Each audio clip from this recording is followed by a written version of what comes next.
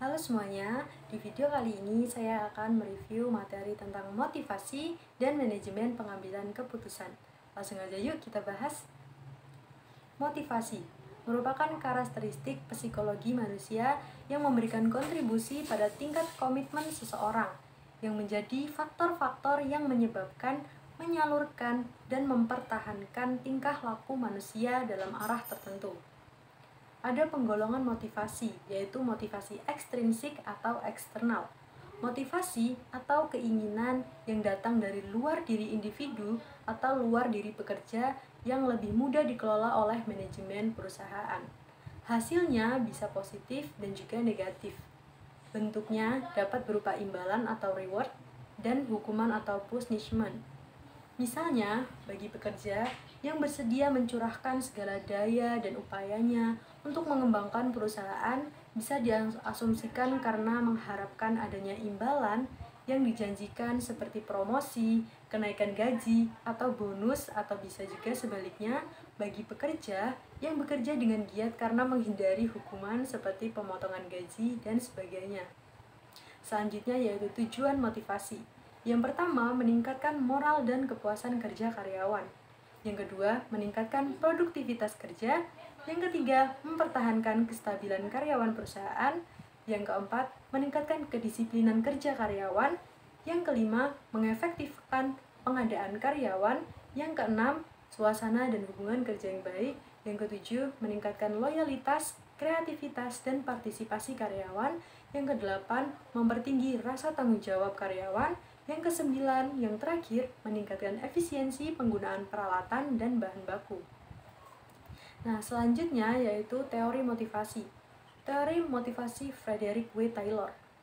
Frederick W. Taylor dipandang sebagai perintis dalam suatu sikap dan motivasi manusia dalam bekerja. Dalam bukunya yang berjudul The Principle of Scientific Management pada tahun 1911, berpendapat bahwa faktor utama yang mendorong para pegawai untuk bekerja giat adalah kompensasi keuangan yang diberikan. Artinya, semakin banyak upah atau gaji yang diberikan, maka semakin giat seseorang itu dalam bekerja. Berdasarkan teori tersebut, Taylor mengembangkan sistem kerja dan sistem pembayaran upah kepada prinsip makin produktif kerja seseorang, maka makin besar upah yang dibayarkan kepadanya. Kesimpulan dari teori ini, Taylor berpendapat bahwa semakin besar upah atau gaji yang diterima, maka semakin besar juga motivasi seseorang untuk bekerja. Pengambilan keputusan. Pengambilan keputusan adalah suatu proses memilih alternatif terbaik dari serangkaian alternatif keputusan untuk mencapai hasil yang diinginkan, atau serangkaian tahapan yang dilakukan dalam mengidentifikasi masalah, memilih suatu alternatif, dan mengevaluasi keputusan dari informasi atau data yang diperoleh dari sumber. Selanjutnya yaitu faktor-faktor yang mempengaruhi proses pengambilan keputusan. Yang pertama yaitu belajar dan ingatan belajar. Belajar dan ingatan belajar merupakan perubahan tingkah laku seseorang yang bersumber dari adanya pengalaman. Seseorang memperoleh sikap, nilai selera, perilaku, kesukaan, makna-makna simbolis melalui belajar. Kebudayaan dan kelas sosial memberikan pengalaman belajar melalui sekolah, organisasi keagamaan, keluarga, dan teman. Yang kedua yaitu gaya hidup. Gaya hidup adalah fungsi dari karakteristik seseorang yang telah terbentuk melalui interaksi sosial. Gaya hidup individu didasari oleh konsep dirinya, yaitu sikap yang dianut seseorang dalam dirinya. Gaya hidup merupakan pendorong dasar yang mempengaruhi kebutuhan dan sikap individu. Yang ketiga yaitu sikap. Ada 3 komponen sikap, yaitu yang pertama kognitif, afektif, dan perilaku kognitif. Berarti, keyakinan atau pengetahuan individu terhadap objek afektif, berarti perasaan atau reaksi emosional terhadap objek. Sedangkan perilaku merefleksikan tindakan yang tampak dan pernyataan dari intensi perilaku dengan mempertimbangkan atribut fisik dari suatu objek. Ketiga yaitu komponen sikap, akan konsisten satu sama lainnya. Yang keempat yaitu motivasi kepribadian.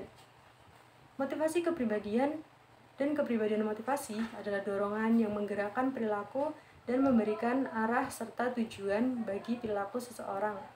Sedangkan motif adalah konstruk yang menggambarkan kekuatan dalam diri yang tidak dapat diamati, merangsang respon perilaku, dan memberikan arah spesifik terhadap respon tersebut. Persepsi dasar pengambilan keputusan adalah adanya informasi, pengumpulan informasi, memprosesnya, dan menyimpan sebagian informasi, serta menambah dan menggabungkan informasi yang baru dengan yang lama, sehingga akan menghasilkan suatu pemecahan masalah dalam bentuk adanya keputusan. Ada 4 langkah utama dalam menghasilkan informasi, yaitu pengenalan, perhatian, interpretasi, dan ingatan. Informasi tersebut merupakan fakta, perkiraan prediksi, dan hubungan yang digeneralisasikan dan digunakan konsumen untuk menggali dan memecahkan masalah. Sekian review video dari saya, kurang dan lebihnya saya mohon maaf, semoga bermanfaat.